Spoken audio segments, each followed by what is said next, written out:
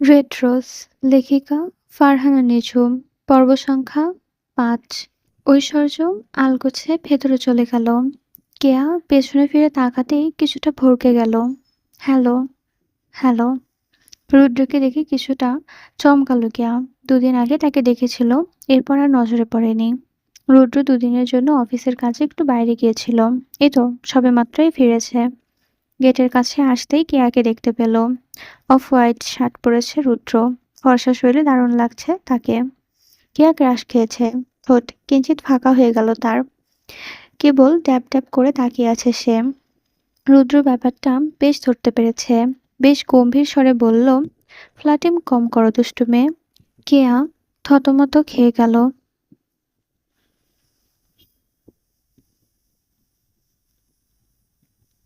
সে flirting করছিল বুঝি? কি আশ্চর্য! একটু তাকিয়েছে তাতেই এত ভাব। আমি কোথায় ফ্লার্টিং করলাম? হ্যান্ডসাম বয়, আমি তো একটু দেখছিলাম। রুদ্র ঠোঁট টিপে হাসল। মেয়েটাকে কিন্তু দারুণ মজার মানুষ লাগছে। আচ্ছা তাই বুঝি? হুম। কেয়া ছোট্ট জবাব। ঐশ্বর্যের থেকে শুনেছে কেয়া ওদের বেস্ট ফ্রেন্ড। অনেকগুলো বছর হয়ে গেছে ওদের সম্পর্কের। প্রথম দিন রুদ্র ভেবেছিল কেয়া হয়তো ঐশ্বর্যের গার্লফ্রেন্ড। ভেতরে ভেতর কিছুটা খারাপ লাগা কাজ করছিল। তবে পরে যখন জানতে পারলো আসল ব্যাপারটা, অজান্তেই মনটা আনন্দে নেটে উঠেছিল তার। তা আপনি কিন্তু বেশ সুন্দর ফ্লার্টিংবাজ। কেয়া চমকে উঠল। একটু আগেই তো এই লোকটা বলল সে ফ্লার্টিং করছে, আর এখন নিজেই ফ্লার্টিং করছে। হুম, আপনি ফ্লার্টিং করছেন হ্যান্ডসাম বয়, সামথিং রং। দুষ্টু করে স্বরে রুদ্র বলল, এত সুন্দরী মেয়ে সামনে, তার উপর আমিও এতটা হ্যান্ডসাম, তাহলে তো একটু আধটু করতেই পারি। কেয়া রেগে গেল। নাক মুখ তার লালচে হয়ে গেল। রুদ্র বেশ বুঝতে পারছে। তারপরও দুষ্টুমি স্বরে বলল, এমা তুমি তো এখান থেকে লজ্জা পাচ্ছ। আর কিছু বললে তো টমেটোর মতো হয়ে যাবে। কেয়া থমক স্বরে বলে উঠল, একদম বাজে কথা বলবেন না। আমি একটু লজ্জা পাচ্ছি না। আপনি বুঝতে পারছেন আমি রাগে গিয়েছি? রুদ্র নাটকীয় ভঙ্গিতে নিজের গাল চেপে ধরল। ইয়া মাবুদ, তুমি রাগলে তো সুন্দর লাগে। ইস, তাহলে তো এখন থেকে মিনিটে মিনিটে সেকেন্ডে সেকেন্ডে রাগাতে হবে। কে আরেক দফা চমকে উঠল। এই লোকটা তাকে নিয়ে ফাজলামি করছে, অথচ সে কিছুই বলতে পারছে না। কি আশ্চর্য ব্যাপার! জার্মানিতে সে সবাইকে না কাঁদে চুবানি খাইয়েছে, কিন্তু আজ আজ তাকে এই ছেলে এভাবে মজা ওড়াচ্ছে। কেয়া ভীষণ কান্না পাচ্ছে। ঠোঁট দুটো উল্টে নিয়েছে বারবার। এবার উরু শরীর দুলিয়ে হেসে উঠল। আর কিছু বললে হয়তো এ মেয়ে কেঁদেই দেবে। আরে দুষ্টুমি করছিলাম, কাঁদতে হয় না। কেয়া নাক মুখ কুঁচকে নিল। গম্ভীর স্বরে বলল, অভদ্র পুরুষ। আর এক মুহূর্ত অপেক্ষা করল না কেয়া। এক প্রকার ছুটে ভেতরে চলে গেল। রুদ্র বেকুব বনে গেল। সে নিতান্তই ভদ্রপুরুষ, অথচ এই ফ্লার্টিংবাজ মেয়ে তাকে অভদ্র বলল। পরন্ত বিকেলে এক অন্যরকম ব্যস্ততার মাঝে লুকিয়ে থাকা প্রশান্তি আকাশের সূর্যটাকে ঢেকে দিয়েছে বারবার। তার আলো প্রতিফলিত হচ্ছে কাচের জানালার আর বিল্ডিং এর দেওয়ালে। রোদ ঝিমিয়ে এসেছে।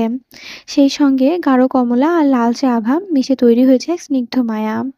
রাস্তার ধুলো আর ধোঁয়ার মাঝেও বাতাসে একটা পরিবর্তন অনুভব করা হয়। অফিস থেকে ফেরা মানুষের ভিড় শুরু হয়েছে। কেউ ক্লান্ত মুখে বাসের জন্য অপেক্ষা করছে, কেউ রিকশায় বসে মোবাইলে চোখ রাখছে।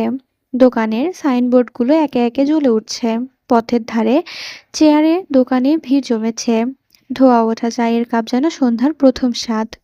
কত সুন্দর আড্ডা! বয়স্ক লোক থেকে শুরু করে যুবকেরা মিলে আড্ডায় মেতে উঠেছে।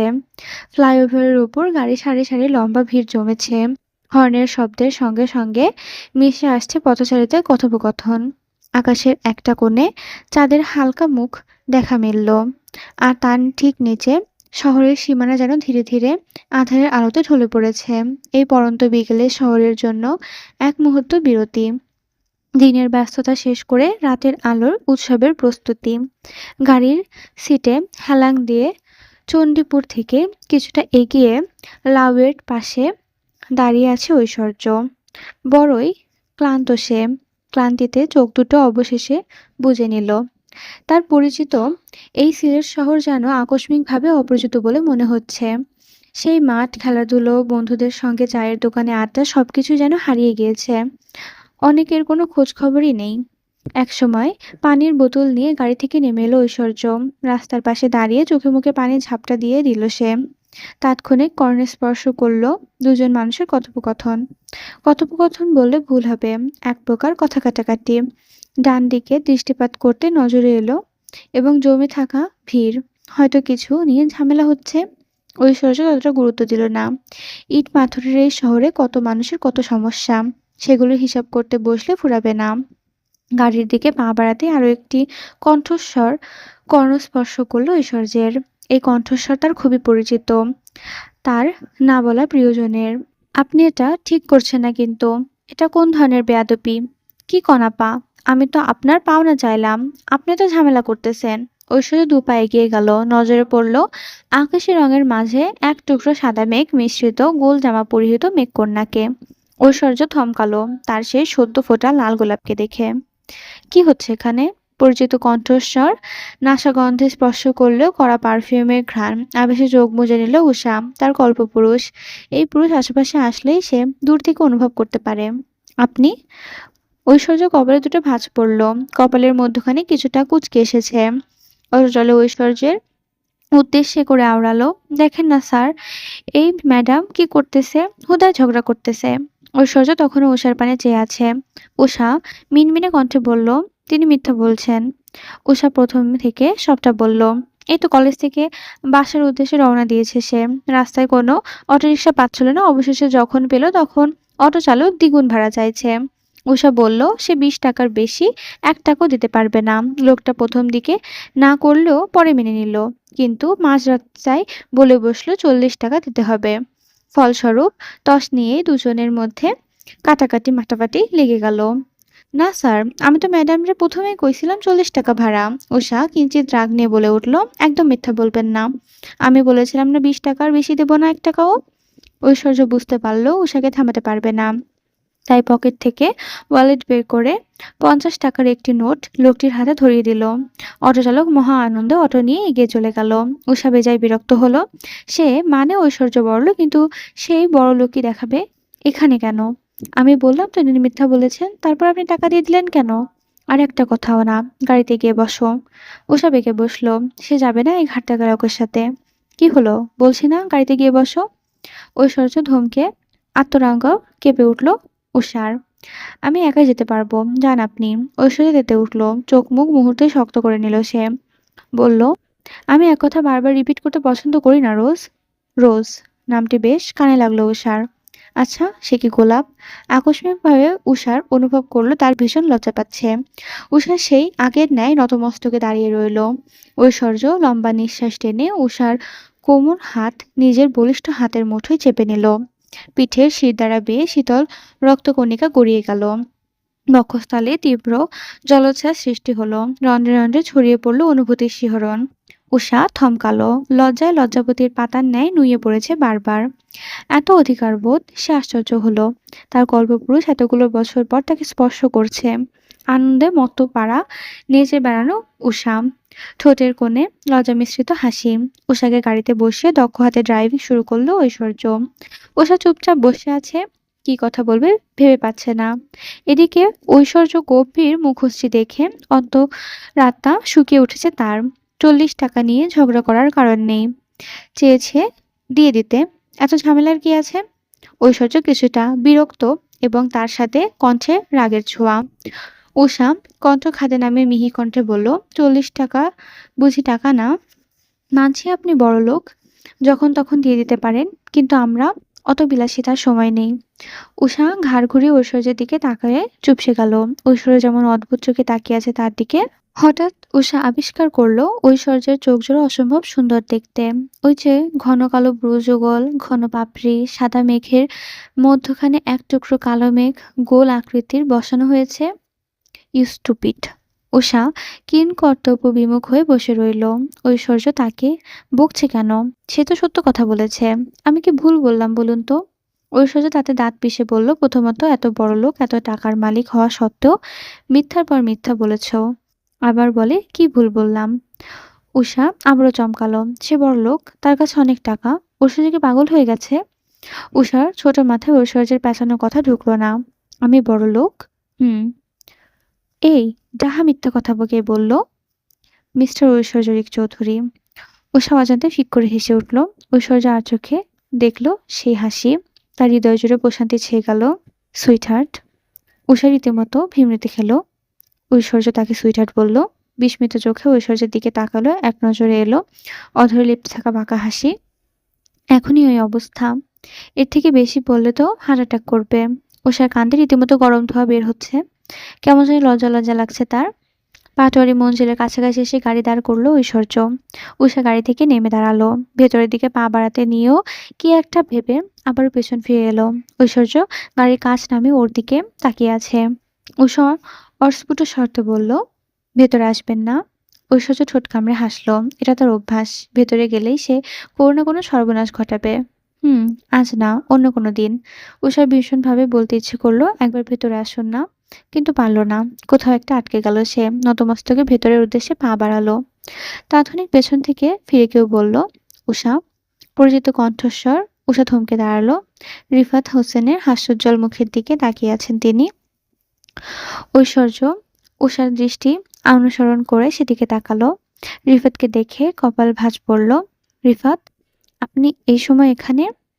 ঐশ্বর্য বুঝতে পারলো উষা ছেলেটাকে চেনে। ছেলেটাও বেশ টিপটপ। রিফাত এগিয়ে এলো, পকেটে হাত গুজে এসে দাঁড়ালো। এই তো এদিক দিয়ে যাচ্ছিলাম, দেখলাম তুমি গাড়ি থেকে নামলে, কলেজে গিয়েছিলে বুঝি?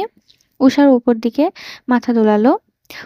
ঐশ্বর্য ক্ষণৎকার গাড়ি থেকে নেমে দাঁড়ালো। উষা তাকে উদ্দেশ্য করে বলল, আপনি যাবেন না? যাওয়ার কথা ঐশ্বর্য পছন্দ হলো না। সে বরং দু কদম এগিয়ে এসে বলল, না, ভাবছি ফুফির সঙ্গে দেখা করে যাই। অধর দুটি প্রসারিত হলো উষার। যাক, ঐশ্বর্য কিছুক্ষণ তাহলে এখানেই থাকবে। রিফাত আর চোখে একবার ঐশ্বর্যকে দেখে শুধালো, তিনি কে? উষা কিছু বলার পূর্বে ঐশ্বর্য নিজেই বলল, হাই, আমি ঐশ্বর্যরিক চৌধুরী, সম্পর্কে উষার কাজিন। রিফাত সৌজন্য হেসে বলল, হ্যালো, আমি রিফাত, উষার ফ্রেন্ড বলতে পারেন। তারা পরস্পর হ্যান্ডশেক করলো। ঐশ্বর্য গম্ভীর স্বরে বলল, নাইস টু মিট ইউ। উষা ফের বলল, চলুন ভেতরে যাই। ঐশ্বর্য সামনের দিকে এগোতেই উষা রিফাতকে বলল, রিফাত, আপনিও আসুন। ঐশ্বর্য থমকালো, বরং তাকে থামতে হলো। ভ্রু উঁচিয়ে তাকালো উষার দিকে। রিফাত ঘড়ির সময় দেখে বলল, মনে হচ্ছে আজ আর হবে না। আমার একটা জরুরি কাজ আছে, অন্য কোনো দিন ভেতরে আসবো। উষা আর জোর করলো না। রিফাত বেরিয়ে যেতে উষা পেছনে ফিরে তাকালো। ঐশ্বর্য চোখ মুখ শক্ত করে তাকিয়ে আছে তার দিকে। হ্যাঁ, ঐশ্বর্যরিক চৌধুরী জেলাস ফিল করছে। তার মোটেও পছন্দ না উষা অন্য কোনো ছেলের প্রতি এতটা দরদ দেখাক। কি হয়েছে আপনার? চোখ মুখ এমন দেখাচ্ছে কেন? কেমন? ঐশ্বর্যের কণ্ঠে স্পষ্ট রাগের আভাস পাচ্ছে উষা। এত রেগে গেলেন কেন? কি হলো হঠাৎ? ঐশ্বর্য পকেটে হাত গুজে টান টান হয়ে দাঁড়ালো। আমি রেগে আছি বুঝতে পেরেছিস, কিন্তু কেন রেগে আছি সেটা বুঝিসনি। উষা সত্যি বুঝতে পারছে না ঐশ্বর্যের রাগের কারণ, তাই সে প্রশ্ন করল, বলুন না কি হয়েছে। ঐশ্বর্য কথা বলল না, উল্টো পথে রওনা হলো। আবারও গিয়ে গাড়িতে বসলো। সে ভেবেছিল ওই ছেলেটা ভেতরে যাবে, তাই তো সেও জেদ ধরে যাচ্ছিল। কিন্তু যেহেতু যায়নি, তাহলে আর তারও যাওয়ার গিয়ে কোনো কাজ নেই। তাকে চলে যেতে দেখে উষা ব্যতিব্যস্ত কণ্ঠে আওড়ালো, চলে যাচ্ছেন কেন? আপনি না বললেন? মুড চেঞ্জ হয়েছে, তাই চললাম। উষা তাকিয়ে রইল নির্নিমেষে। সে গাড়ির দিকে বেরিয়ে পথ ধরল। চাপা দীর্ঘশ্বাস ফেলল উষা। লোকটা এমন কেন? সময় পেরিয়ে চলেছে আপন গতিতে। দেখতে দেখতে বিয়ের তারিখ এগিয়ে আসছে মিহির। আফজাল পাটোয়ারি ড্রয়িং রুমে বসে লিস্ট করছেন। কাকে কাকে বিয়েতে দাওয়াত দেবেন তারই লিস্ট। সাবিনা পাটোয়ারি চায়ের কাপ হাতে নিয়ে এগিয়ে আসেন। নাও, তোমার চা। আফজাল পাটোয়ারি খাতা কলম রেখে চায়ের কাপ তুলে চৌমুখে বসালেন। বললেন, সাবিনা, বলেছিলাম কি, আজকে একবার শহীদ ভাইয়ের বাড়িতে যাব। একেবারে কার্ড দিয়ে দাওয়াত দিয়ে আসবো। সাবিনা পাটোয়ারি ভ্রু উঁচিয়ে শুধালেন, তুমি একা যাবে কেন? আমিও যাব, এমনিতেও আমার আফসানের উপর বিশ্বাস নেই। আফজাল পাটোয়ারি অশব্দ করে হেসে উঠলেন। তার স্ত্রী এখনো বাচ্চাদের মতো আচরণ করে। বাবা হাসির শব্দ। দুবোন বেরিয়ে এলো। এক পাশে মিহি, অন্য পাশে উষা বসলো। উষা বেশ উদ্গ্রীব হয়ে শুধালো, কি ব্যাপার বাবা, তোমাকে বেশ খুশি লাগছে। মিহিও শুধালো, হ্যাঁ বাবা, এর আগে এত হাসি দেখিনি তোমাকে। আফজাল পাটোয়ারি ফের চায়ে চুমুক বসালেন। তোমাদের মায়ের কথা শুনেই হাসছি, এখনো সে বাচ্চাদের মতো করছে। উষা এক পলক সাবিনার দিকে তাকালো। তিনি নাক মুখ কুঁচকে দাঁড়িয়ে আছেন। আচ্ছা, কিন্তু কি নিয়ে বাচ্চামো করেছে মা? উষার কণ্ঠে দুষ্টুমির রেশ। আফজাল পাটোয়ারি ফের হেসে উঠলেন। সাবিনা মুখ কালো করে রান্নাঘরে চলে গেলেন। উষা লক্ষ্য করেছে দেখে মিহি মুচকি হাসল। তোমার কি হয়েছে আপু? মুখটা এমন কেন? মিহি মলিন হাসল। আফজাল পাটোয়ারি মেয়ের মাথায় আদরে হাত বুলিয়ে দিলে বললেন, কি হয়েছে? আমার মায়ের মুখটা এমন দেখাচ্ছে কেন? মিহি আলতোভাবে বাবার কাঁধে মাথা রাখলো। অস্ফুট স্বরে আওড়ালো, বাবা, তোমার আর কিছুদিন পর আমার কাছে থাকবে না, তাই না? আর না, আমি তোমাদের এই খুনসুটিগুলো দেখতে পারবো। উষার বুক ভারী হয়ে আসলো। আফজাল পাটোয়ারি মৃদু হাসলেন। মেয়ে মানেই তো বাবার রাজকন্যা, কিন্তু যখন এই রাজকন্যাকে অন্যের ঘরে পাঠাতে হয়, তখন সেই বাবার বুকে ঠিক কতটা কষ্ট হয় তা একমাত্র সেই বাবাই বলতে পারে। তবে আফজাল পাটোয়ারি শক্ত হয়ে রইলেন। নিজেকে মেয়ের সামনে ভেঙে পড়তে দিলেন না। তিনি ভেঙে পড়লেও যে মেয়ে আরো ভেঙে পড়বে, কষ্ট পাবে। মা, জানিস, তোরা দুজনেই আমার বাড়ির আলো। তোরা না থাকলে এই বাড়িটা অন্ধকার হয়ে যাবে। কিন্তু মেয়েদের তো একদিন না একদিন যেতেই হয়। তাই বলে এর মানে নয় যে তোকে সবসময়ের জন্য দূরে সরিয়ে দেব। তুই আর উষা তো আমার প্রাণ। উষা আলগোছে তার বাবাকে জড়িয়ে ধরলো। এই মুহূর্তে বাবা মেয়ে দুজনের মলিন মুখ বসে আছে।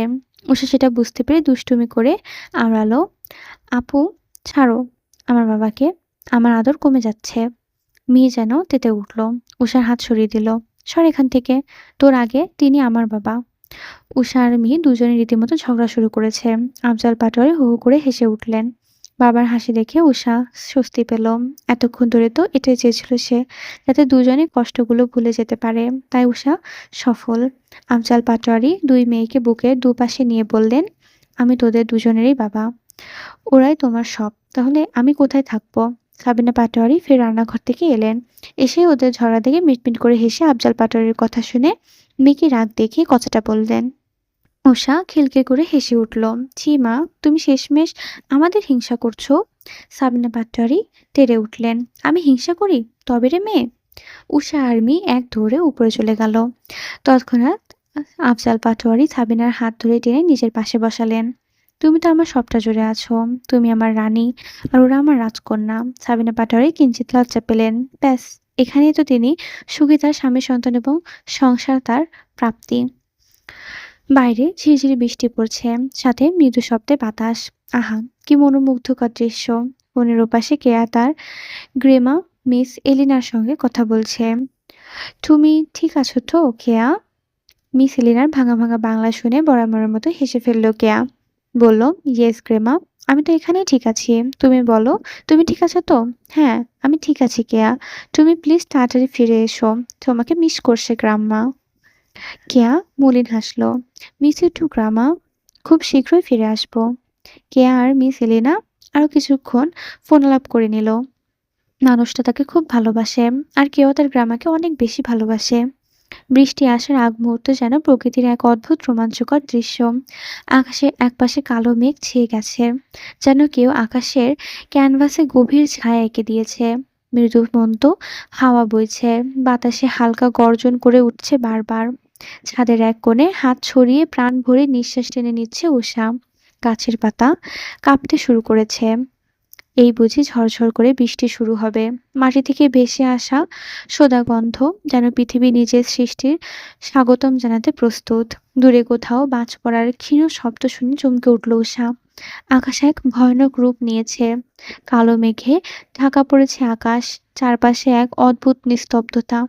শুধু মাঝে মাঝে হালকা বাতাসের সুর। পাখিরা যেন অস্থির হয়ে উঠেছে। বৃষ্টি থেকে বাঁচতে ছুটে চলেছে আপন নীড়ে। আশ্রয়ের খোঁজে ছোটাছুটি করছে আশ্রয়হীন পাখিরা।